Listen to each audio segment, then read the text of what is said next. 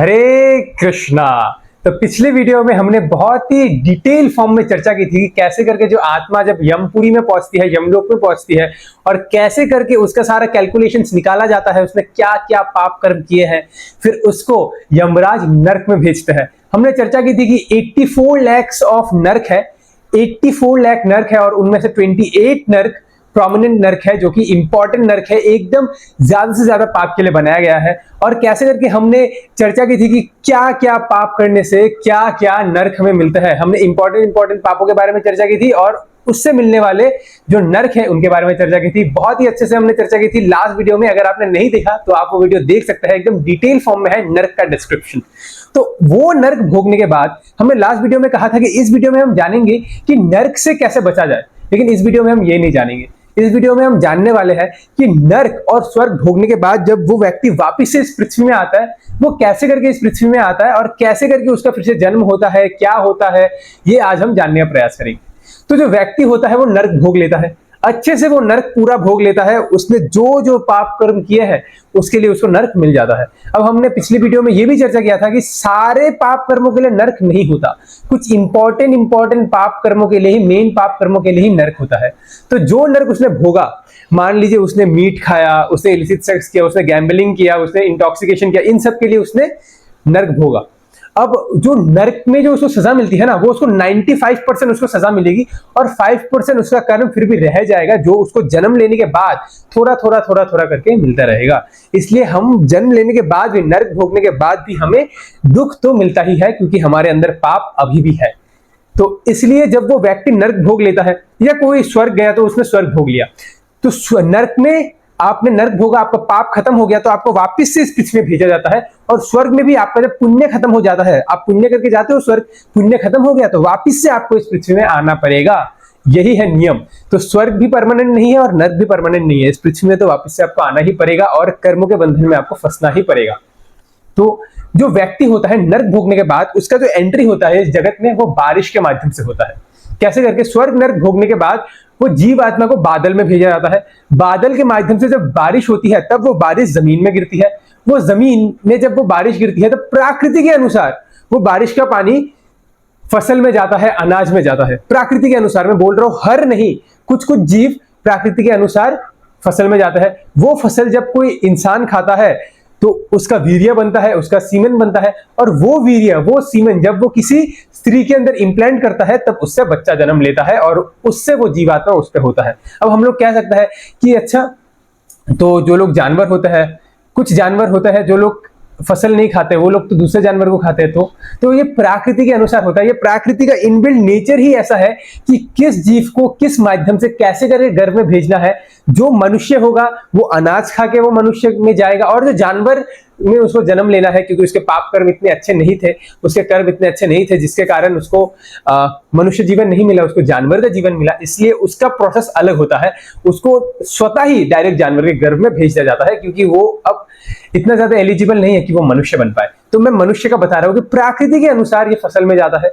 फसल में जाने के बाद कोई व्यक्ति उसे खाता है, उससे उसका वीर्य बनता है। वीर्य जब वो किसी में इंप्लांट करता है तब उससे आता है बच्चा। अब एम्ब्रायोलॉजी के बारे में बहुत सुंदर से गरुड़ पुराण में दिया जाता है कि जब शिशु मां के गर्भ में होता है तब क्या क्या होता है शिशु के साथ, कैसे करके वो मां के गर्भ में पड़ता है और बड़ा होता है। इसके बारे में अब हम इस वीडियो में जानेंगे। इस श्रीमद् भागवतम के 3rd कैंटो में और गरुड़ पुराण में बहुत सुंदर से एम्ब्रायोलॉजी के बारे में दिया गया है कि कैसे करके एक बच्चा मां के पेट में विकसित होता है। और जब साइंटिस्ट ने, डॉक्टर्स ने जब इसके साथ, शास्त्रों के साथ जब अपना रिसर्च मिलाया, तब उन्होंने पाया कि शास्त्रों में जैसा जैसा दिया हुआ है सेम वे में ही बच्चा विकसित होता है मां के गर्भ में। अच्छा, तो क्या होता है, जब कोई व्यक्ति अपना सीमन, अपना स्पर्म, अपना वीर्य जब किसी स्त्री के अंदर इंप्लांट करता है, तब क्या होता है, 5वें दिन, 5वें रात को क्या होता है, वो जो सीमन होता है वो एक बबल बन जाता है। और 10वें रात को क्या होता है, वो बबल एक सख्त रूप ले लेता है, एक अंडा जैसा सख्त फॉर्म में हो जाता है। 2 महीने में उसका सिर, हाथ और पैर बनना शुरू हो जाता है, विकसित होना शुरू हो जाता है। सिर बन जाता है, हाथ बन जाता है और पैर बन जाता है 2 महीने में। 3 महीने में उसके नाखून, हड्डियां और उसके बाल बनने शुरू हो जाता है, नाखून, हड्डियां और बाल। और 4थे महीने में शरीर में जो 7 धातुएं हैं, जिस 7 धातु के वजह से हमारा शरीर चल रहा है, वो 7 धातुएं विकसित होना शुरू हो जाता है। 7 धातुएं क्या क्या है? वह plasma, blood, muscle, fat, bone marrow and reproductive fluid, ये 7 धातु है। ये चौथे महीने हमारे बॉडी में विकसित होना शुरू हो जाता है। और जो 5वें महीने में क्या होता है? 5वें महीने में उस बच्चे को भूख और प्यास सताने लगती है। सप्लाई है नहीं, भूख के लिए, प्यास के लिए सप्लाई है नहीं, लेकिन भूख और प्यास सताने लगती है। अब माँ को जितना खाना मिलेगा उससे ही बच्चे को पोषित मिलेगा। अब माँ जितना खाएगी उससे तो एक तो माँ का भी पेट भरेगा और बच्चा का भी पेट भरेगा। अब बच्चा को अगर सफिशिएंट खाना ना मिले, यानी कि अगर गर्भवती महिला को अगर सफिशिएंट खाना ना मिले, तो उस बच्चे को अच्छे से पोषित नहीं मिलती। इसलिए अगर कोई प्रेग्नेंट होता है कोई महिला, तो उसको ज्यादा से ज्यादा भूख लगती है। क्यों? क्योंकि तब वो खुद के लिए नहीं, खुद के लिए भी खाती है और उसके साथ एक और बच्चा होता है, उसको भी उसको खिलाना पड़ता है। इसलिए तब गर्भवती महिला को भूख ज्यादा लगती है, क्योंकि उस बच्चे को भी उस खाने से ही पोषण मिल रहा है, तो भूख प्यास सताती है। लेकिन मैया जितना खाती है ना, उससे उस बच्चे का पेट पूरी तरीके से नहीं भरता। मैया का पेट भले ही भर जाए, लेकिन बच्चे का पेट पूरी तरीके से नहीं भरता, तो उसको भूख और प्यास सताने लगती है, लेकिन सप्लाई पूरी तरीके से नहीं है। 6ठे महीने में क्या होता है? 6ठे महीने में उसका जो स्किन होता है, स्किन यानी कि जितने भी सारे अंग बने हैं उसके ऊपर स्किन डेवलप होना शुरू हो जाता है। अब स्किन बहुत ही ज्यादा नाजुक होती है, तो स्किन डेवलप होना शुरू हो जाता है। तो जो वॉर्म्स होती है, अब माँ के पेट में बच्चे के साथ साथ कुछ कीड़े मकोड़े भी होते हैं, वॉर्म्स भी होते हैं। वॉर्म्स क्या करते हैं? उसको काटते हैं, तो उसको खुजन होती है। अब क्योंकि उसके नाखून बहुत ज्यादा पतले हैं और वो हिल नहीं पाता है, तो वो खुजा भी नहीं पाता है अपने शरीर को, और इस सारे कष्ट को उसको सहन करना पड़ता है। अब अगर मम्मी थोड़ी चटोरी है, उसको खट्टा खाना है जी, खट्टा खाना है, खट्टा खाने का बहुत मन हो रहा है मेरे को, और मम्मी ने खाई नींबू पानी खाई, मम्मी ने खाई गोलगप्पे खाए। अब मम्मी जब खाएगी चाट मसाला, जब वो खाएगी गोलगप्पे खाएगी, तब उस खट्टेपन का जो एसिड है, वो एसिड के कारण उस बच्चे का शरीर और जलता है, उसको और खारिश होती है, उसको और मतलब मन करता है कि मैं कुछ करूं इस दर्द के लिए। लेकिन अब क्योंकि वो बहुत ही ज्यादा हताश होता है और वो ऐसे कंडीशन में होता है कि वो कुछ कर भी नहीं पाता, और उसका गर्दन जो होता है, गर्दन आगे की तरफ ऐसे करके झुकी हुई होती है। आपने देखा होगा बच्चा का गर्दन आगे की तरफ ऐसे झुकी हुई होती है, और पीठ में दर्द होता है, गर्दन में उसका दर्द होता है। हम में से कोई भी ऐसे करके, वो बच्चा 9 महीने रहता है, हम में से कोई भी 9 मिनट रहकर दिखा दे, 9 मिनट में हमें दर्द हो जाएगा अगर हम ऐसे करके रहेंगे तो। वो बच्चे को 9 महीने तक ये दर्द सहना पड़ता है, आप सोचिए। और उस समय उसको अपने कर्मों को याद करता है। वो बच्चे का, जब वो बच्चा माँ के घर में होता है ना, तब उसको अपने सारे कर्म याद होते हैं कि मैंने क्या क्या कार्य किए, क्या क्या उल्टे सीधे कार्य किए, जिसके कारण मुझे वापस से माँ के घर में प्रवेश करना पड़ा, वापस से मुझे इतना कष्ट भोगना पड़ रहा है। ये सारे कर्म उसे याद आने शुरू हो जाते हैं। ऐसा होता है। अब अंदर हवा की सप्लाई भी नहीं है, हवा की सप्लाई नहीं है, तो वो ऐसे रहता है, तो उसे दम भी घुटता है। अब जब दम घुटता है, हमने देखा होगा बच्चा कभी कोई लात भी मारता है, तो लगता है अरे अरे बच्चा लात मारे, ओले ओले क्यूटी पाई। अरे भैया वो लात क्यों मारे? क्योंकि उसको कष्ट मिल रहा है अंदर। जो लात मारे वो बाहर निकलना चाहता है, इसलिए वो लात मारता है। ओले ओले ओले लात मारा, ओले ओले हम लोग ये सब करते हैं। अरे भैया वो कष्ट पा रहे बेचारा वो बच्चा। इतने सुंदर से आप सोचिए डिस्क्रिप्शन दिया जाता है कि 6ठे महीने में क्या होता है। 6ठे महीने में, 7वें महीने में उसका जो कॉन्शियसनेस है वो और डेवलप्ड हो जाता है। मतलब उसको जो कष्ट है, जो दर्द है, उसको और ज्यादा महसूस होने लगता है 7वें महीने में। और इसलिए 7वें महीने में वो बच्चा हिलने का प्रयास करता है, वो हिल नहीं पाता क्योंकि जगह कम है। आप सोचिए एक पॉलिथीन हो जिसमें मल मूत्र भी भरा हुआ है, और उस पॉलिथीन में आपको डाल दिया जाए, चारों तरफ अंधकार है और आपको उल्टा टंगा दिया जाए, आप रह पाओगे इस स्थिति में? तो जो बच्चे को रहना पड़ता है और वो इस स्थिति में वो कष्ट भोगता है। हमें लगता है अल्ली अल्ली क्यूटी पाई, बच्चा माँ के घर में है। अरे भैया वो कष्ट भोग रहा है क्योंकि उसने कर्म ही ऐसे किए थे जिसके कारण उसको आना पड़ा। हम सब जब माँ के घर में थे, हम भी ये कष्ट भोग के आए हैं। हम बताएंगे इसके आगे में और चर्चा होगी। तो ऐसे करके 7वें महीने में उसकी चेतना और ज्यादा डेवलप हो जाती है, और 9वें महीने में उसका शरीर है वो पूरी तरीके से विकसित हो जाता है। अब 2 विकल्प है, 2 तरीके के बच्चे होते हैं माँ के घर में, ठीक है। एक तो जो भक्त है और दूसरा जो कम भक्त है, मतलब वो साधारण व्यक्ति है, वो भक्त नहीं है। जो भक्त है वो जब ऐसे कष्ट पाता है माँ के घर में, वो उसको वॉर्म्स काट रही है, उसका गर्दन ऐसा है, उसको दर्द हो रहा है, उसको एसिड के कारण, माँ कुछ खा दिया तो एसिड के कारण उसका चमड़ा जलता है, लेकिन वो कुछ कर भी नहीं पा रहा, उसको पीठ में दर्द हो रहा है, लेकिन हाथ तो पीठ में पहुंचेगा नहीं, तो उसको ये दर्द, ये सब कुछ वो सहन करना पड़ता है।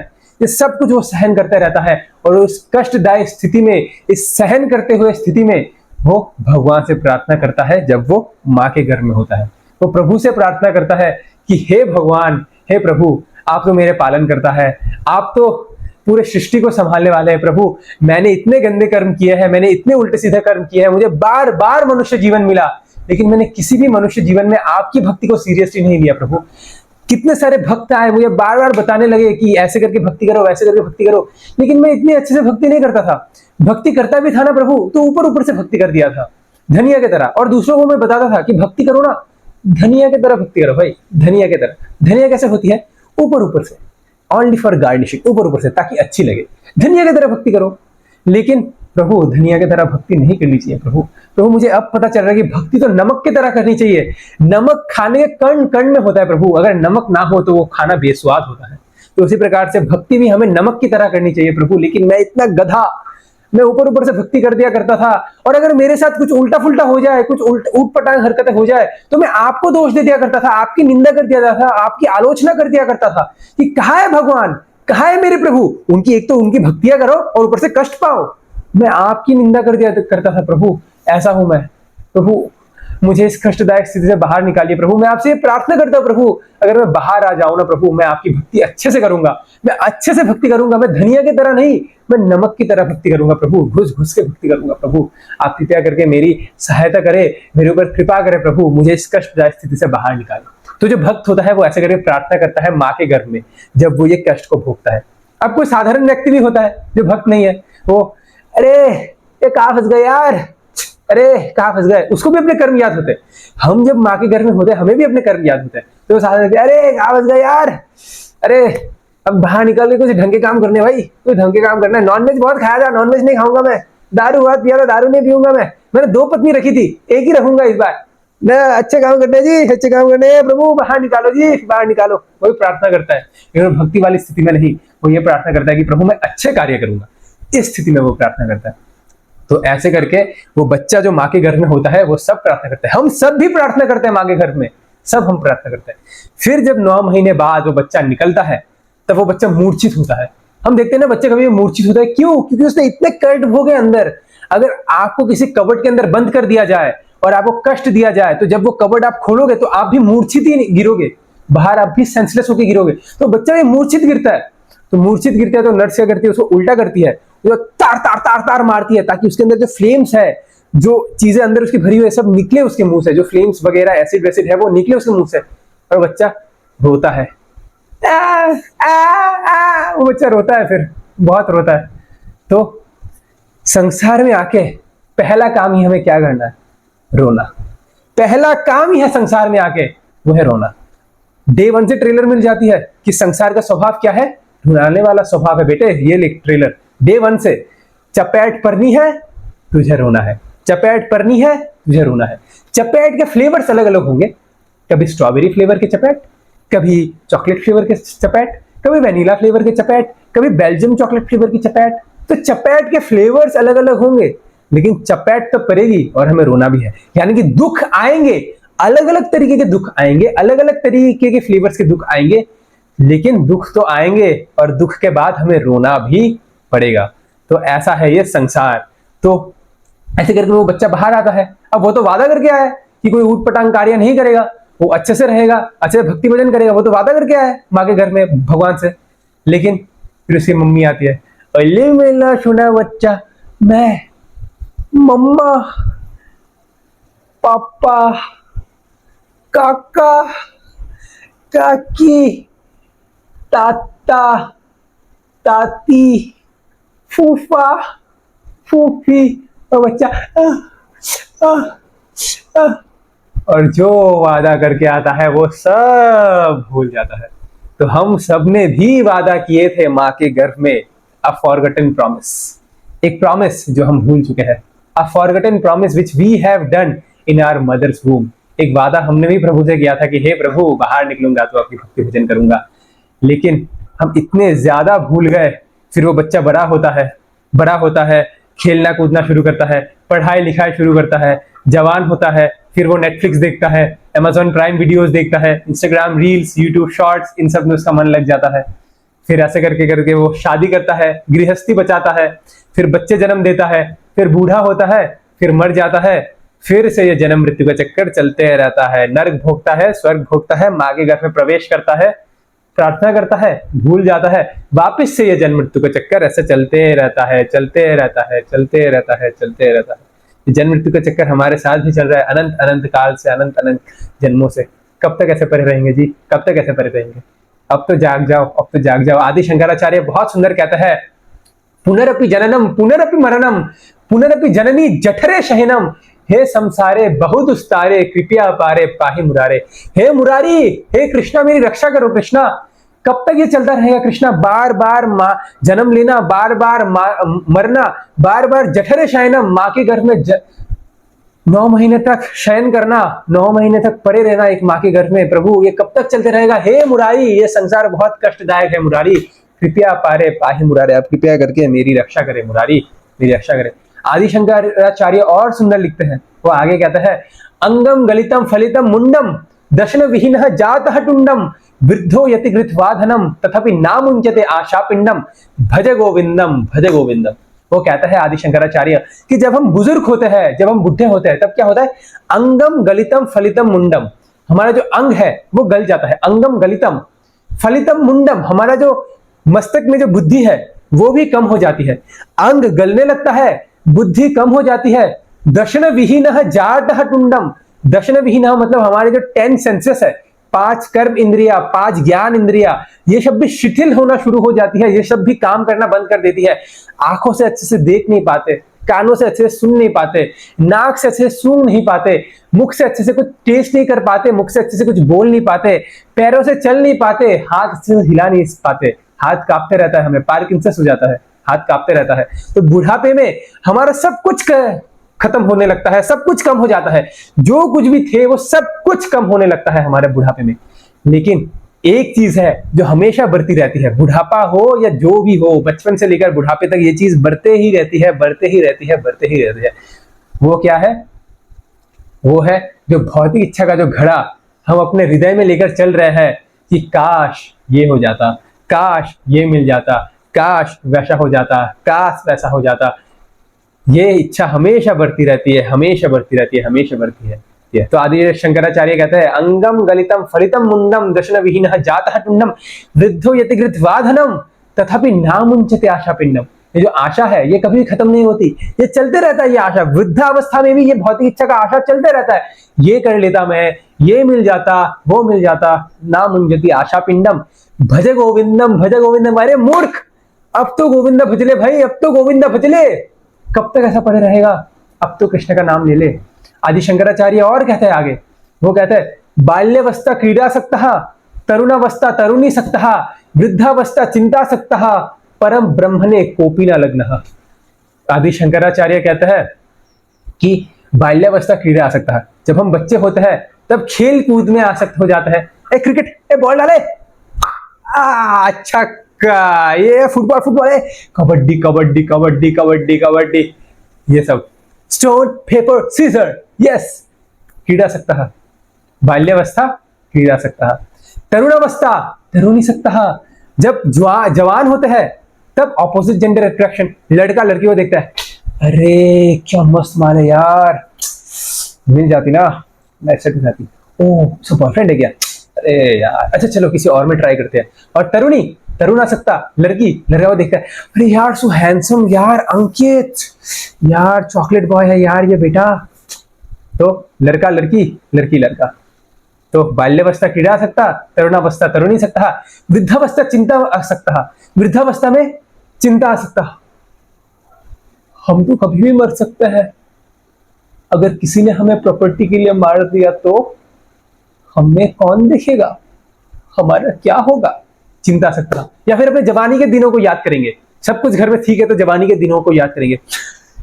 ये बात है 1955 की, हम अमेज़न के जंगल में थे।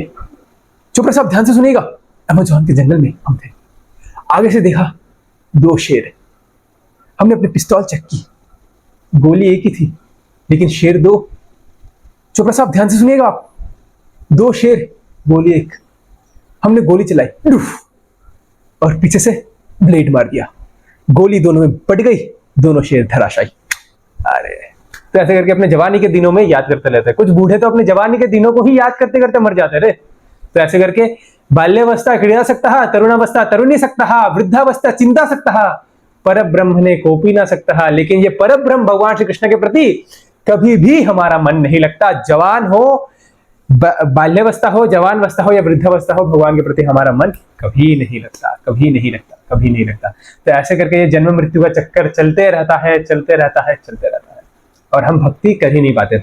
हम कुछ लोग कह सकते हैं, अरे भाई भगवान भी तो कैसा है ना, भगवान को हमें थोड़ा नर्क याद रखना चाहिए, इतने सारे हम नर्क भोग के आए, कुछ नर्क याद ही नहीं। आप बताइए ना प्रभु जी, नर्क याद होता हमें तो भक्ति करते, भक्ति करते। अरे बाप रे ये सब नर्क में भोग के आया कि लाला भाग कुंभी पाक रौर, अरे अरे भक्ति करो भक्ति करो भक्ति, हरे कृष्णा। नर्क याद ही नहीं है तो भक्ति कहां से करेंगे जी? नर्क याद करना चाहिए ना, तो भक्ति करते। एक आध नर्क याद हो, सारे ना हो, एक आध छोटे मोटे याद हो जाए, भक्ति करते। ये भगवान की दया है कि हमें नरकों के बारे में याद नहीं रहता। ये भगवान की हमारे ऊपर बहुत विशेष दया है, क्योंकि अगर हमें सारे नरकों के बारे में याद होता ना कि कहाँ कहाँ हमें भूना गया, कहाँ कहाँ हमें तला गया, कहाँ कहाँ हमें काटा गया, कहाँ कहाँ हमें सीला गया, तो हम साइको हो जाते, हम पागल हो जाते। आप बताओ, कोई छोटे से बच्चे के साथ अगर चाइल्ड अब्यूज हो, कोई लड़की थी उसके साथ थोड़ी चाइल्ड अब्यूज हो गई बचपन में, किसी ने गंदी तरीके से उसको छू दिया और उसको याद है अभी भी, वो डर डर के जीती है, वो डर डर के जीती है। कोई बच्चे के साथ भी अगर चाइल्ड अब्यूज हो, वो डर डर के जीता है वो। तो अगर सोचिए, इस जीवन में ही अगर हम डर डर के जी रहे हैं, तो अगर हमें नर्क के बारे में पता हो और प्रीवियस लाइफ में हमने क्या क्या गंदे कार्य किए हैं, उसके सजा के बारे में अगर हम पता हो, तो हम पागल हो जाए, हम साइको हो जाए। हम कैसे जिएंगे पता है? मैंने नहीं किया, ऐसे जिएंगे हम, पागल हो जाएंगे हम ऐसे करके। तो भगवान की दया है, भगवान की कृपा है कि हमें याद नहीं रहता। और दूसरा जो कारण क्या है ना, कि भगवान भक्ति को हमारे ऊपर इंपोज नहीं करना चाहते। भगवान भक्ति को हमारे ऊपर इंपोज नहीं करना चाहते, वरना जन्म लेते ही भगवान स्क्रीन लगा के दिखा दे, तेरा कोड बता, मेरा कोड 8876 डाल, 8876 डाला। उसने देखा, अपना कोड मार के उसने देखा, अरे क्या क्या नर्क भोग के हमें, अरे भाई अब तो हमें भक्ति करना जी, हरे कृष्ण कृष्ण कृष्ण हरे, सब भक्ति करेंगे ऐसे करके। अगर भगवान इंपोज नहीं करना चाहते, भगवान चाहते हैं कि हम भगवान को चूज करें। भगवान नहीं चाहते कि हम इंपोज होकर भक्ति करें, कि मैंने ये सारे नर्क भोग के आया ना तो इससे मैं भक्ति करूंगा, नहीं। भगवान चाहते हैं कि मैं चूज करे। वरना भगवान तो विष्णुदूत छोड़ सकते हैं अपने विष्णुदूत कोड़ों के साथ, जो भक्ति नहीं कर रहा है ना विष्णुदूत कोड़े मारो उसे, टार टार करके कोड़े मारो उसे, जो भक्ति नहीं कर रहा, जो हरे कृष्णा नहीं कर रहा ना, मारो कोड़े, हरे कृष्णा मारो मत, कर रहा हूं, माला करो, हरे कृष्णा कृष्ण, मारना नहीं, कर रहा हूं, हरे कृष्ण कर रहा हूं। तो भगवान चाहते तो कर सकते थे ना, विष्णु दूतों को भेजो, सबको कोड़े मारो, जो भक्ति नहीं करना सबको ठास ठास करे कोड़े मारो, किसी को नहीं छोड़ना जी, किसी को नहीं छोड़ना, सब भक्ति करेंगे जी, सब भक्ति करेंगे। भगवान से प्रेम हो या ना हो, डर के कारण तो करेंगे ही करेंगे। तो भगवान चाहते हैं कि हम भक्ति को चूज करें, हम भगवान को चूज करें, हम भगवान की भक्ति मजबूरी में ना करें। भगवान नहीं चाहते कि हम मजबूरी में करें, क्योंकि when there is choice there is love। ये मजबूरी होगी अगर हमें डरा के भक्ति करवाया जाए, लेकिन भगवान चाहते हैं कि हम चूज करें। मान लिए कोई लड़की हो, उसे इधर बंदूक है, आई लव यू बोल I love you, I love you, दिल से बोला जी, दिल से बोला आई लव यू। तो ये चॉइस है, ये मजबूरी है, ये मजबूरी है जी। तो भगवान चाहते हैं कि हम चॉइस करें, इसलिए भगवान इस संसार को भी बहुत ज्यादा सोफिस्टिकेटेड बनाते हैं। भोगने की वस्तु बहुत सारी है संसार में, बहुत सारे प्रलोभन है कि हम भगवान से दूर चले जाए इस संसार में रहते हुए भी, लेकिन फिर भी इतने सारे प्रलोभन होने के बाद भी हम अगर उस सारे प्रलोभन को ना करके हम भगवान को चूज करते हैं कि कृष्णा सबको ना करके I choose you Krishna, I choose you because I love you Krishna, I love you. तो भगवान चाहते हैं कि हम ये करें। सारे प्रलोभन है, सारे भोगने की वस्तु है, इन सारे चीजों को हटाकर हम अगर कृष्ण को चूज करते हैं तब जाके इसे भक्ति कहते हैं, लेकिन डर के मारे उसे भक्ति नहीं कहते, उसको बस रिचुअल से कहते हैं। तो इसलिए भगवान चाहते हैं कि हम भक्ति प्रेम पूर्वक करें, ना कि हम भगवान को डर के भक्ति करें। तो इसलिए भगवान हमें याद नहीं दिलाते हमारे नर्क के बारे में, और स्वर्ग के बारे में भी याद नहीं दिलाते, क्योंकि मान लो हम स्वर्ग भोग क्या है, अब स्वर्ग की फैसिलिटी बहुत बढ़िया है, यहाँ पे हम लोग जी रहे घिसे पिटे जीवन, स्वर्ग की फैसिलिटी में हम लोग बहुत बढ़िया से थे, यहाँ पर हम लोग दुखी होते रहेंगे, अरे यार स्वर्ग में क्या मस्त था, कहाँ आ गया। तो स्वर्ग में तो मैं वापस जा नहीं पाऊंगा और यहाँ भी अच्छे से रह नहीं पाऊंगा और भक्ति नहीं कर पाऊंगा। तो इसलिए ना भगवान स्वर्ग याद दिलाता है ना नर्क याद दिलाता है, इसलिए ये भगवान की दया है कि हमें ये सब याद नहीं रहती। तो अब तो वो नर्क भोग के आया है, इतने सारे नर्क है, हम भोग के आए हैं, लेकिन भगवान याद नहीं दिलाते, क्योंकि भगवान चाहते हैं कि हम प्रभु को चूज करें। तो कोई तरीका है इन सारे नरकों से निवारण का? क्या कोई तरीका है? बिल्कुल तरीका है। इन नरकों से बचने का तरीका तो बिल्कुल है, लेकिन इस तरीके के बारे में हम चर्चा करेंगे अपने नेक्स्ट वीडियो में। Hare Krishna. Thank you very much for watching.